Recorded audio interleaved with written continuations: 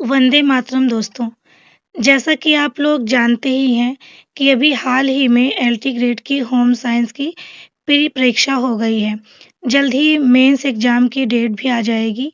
साथ ही साथ जल्द ही टीजीटी, पीजीटी की एग्जाम डेट भी आ सकती है और एलटी ग्रेड टीजीटी की परीक्षाओं की तैयारी के लिए मैं आज से आप लोगों के लिए गृह विज्ञान के 5 ब्रांचेज़ के टॉपिक वाइज़ अ, मेंस की लिखित तैयारी के साथ-साथ महत्वपूर्ण प्रश्नों की एमसीक्यू की भी तैयारी करवाऊँगी, ताकि एलटी ग्रेड मेंस के साथ-साथ टीजीटी, पीजीटी की तैयारी भी हो सके।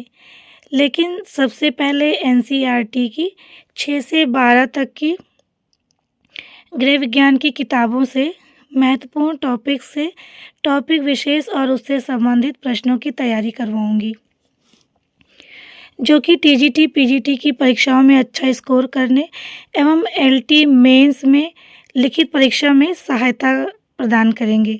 सबसे पहला टॉपिक मैंने लिया है पट्टी, पट्टियों के प्रकार एवं पट्टियों में प्रयोग की जाने वाली गांठें। जैसा कि आप लोग जानते हैं कि पट्टियां प्राथमिक चिकित्सा का महत्वपूर्ण भाग है। दुर्घटनाग्रस्त व्यक्ति के घाव अथवा चोट को ढकने अथवा रक्तस्राव रोकने के लिए जिस कपड़े का प्रयोग किया जाता है, उसे ही पट्टी कहते हैं। पट्टियों का उद्देश्य एवं महत्व। आइए हम लोग जानते हैं कि पट्टियों का क्या उद्देश्य है और इसके क्या महत्व है। सबसे पहला तो उद्देश्य है गंदगी एवं जीवाणुओं से रक्षा। दूसरा है दवा को स्थिर रखने के लिए। दवा को स्थिर रखने का मतलब हो गया कि चोट आदि के ऊपर जब दवा लगा कर के रुई रखी जाती है, रुई को दबाने के लिए पट्टियाँ बांधी जाती है, इसका मतलब वही हुआ। अगला उद्देश्य और महत्व है सहारा देने के लिए। चौथा है सूजन कम करने के लिए, रक्तस्राव रोकने के लिए, क्षतिग्रस्त अंग को आराम देने के लिए और है अगला पीड़ा कम करने के लिए। सहारा देने के लिए इसका मतलब है कि जब हड्डियाँ जब टूट जाती हैं, विशेषकर हाथ या पैरों की, तो खपच्चियों के माध्यम से जब पट्टियाँ बांधी जाती है तो वो सहारा देना हो गया एक। और दूसरा झोली आदि बांध कर जो सहारा दिया जाता है पट्टियों का, वो उसका अर्थ हो गया कि पट्टियों के द्वारा सहारा देना। फिर एक उद्देश्य था सूजन कम करने के लिए। देखिए, जैसे कभी-कभी चोट लग जाती है तो शरीर उस अंग विशेष में सूजन आ जाती है, तो सूजन को कम करने के लिए हम ये कभी-कभी गर्म पट्टियों का और कभी-कभी ठंडी पट्टियों का प्रयोग करते हैं। रक्तस्राव रोकने के लिए आप लोग जानते ही हैं कि खून जब बहता है तो बंद करने के लिए पट्टियाँ बांधी ही जाती हैं और क्षतिग्रस्त अंग को आराम देने के लिए टूटे हुए हाथ को झोली आदि बना करके आराम दिया जाता है। पीड़ा कम करने के लिए, जैसा कि आप लोगों ने देखा ही होगा कि कभी-कभी शरीर के जब किसी अंग में दर्द होता है तो लोग उस दर्द को कम करने के लिए पट्टियाँ बांधते हैं। इससे काफ़ी आराम मिलता है। इसका आगे देखिए, उपयोग के आधार पर पट्टियों के प्रकार।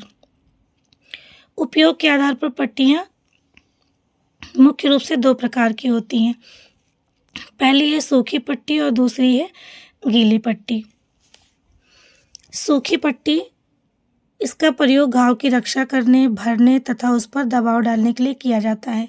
सामान्यतः ये पट्टियाँ 3 प्रकार की प्रयोग की जाती हैं। पहला है महीन कपड़े की बनी जालीदार पट्टियाँ, ये ज़्यादातर डॉक्टर्स के पास होती हैं। दूसरा है कीटाणु रहित पट्टी, जो प्लास्टिक पेपर में बंद रहती है।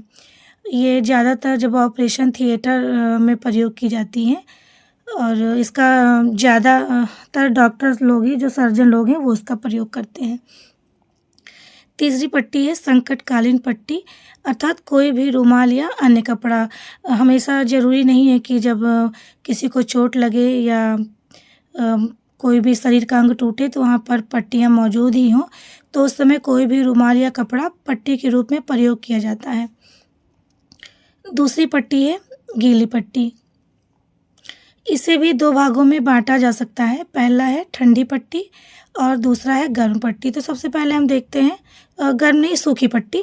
और ठंडी पट्टी को भी, ठंडी पट्टी क्या है, यह पीड़ा को कम करने में सहायक होती है, यह सूजन को भी कम करती है, यह रक्तस्राव को कम करने के लिए प्रयोग में लाई जाती है।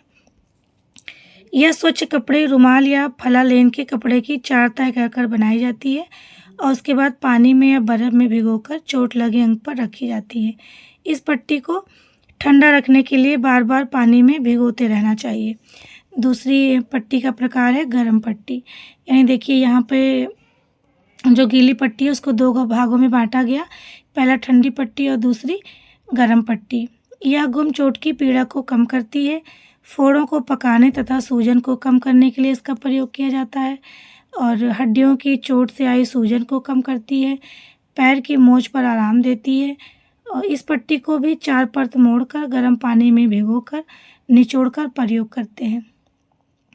गर्म पट्टी में थोड़ा नमक डाल देना चाहिए तथा पट्टी को बार बार गर्म पानी में भिगोकर निचोड़ लेना चाहिए।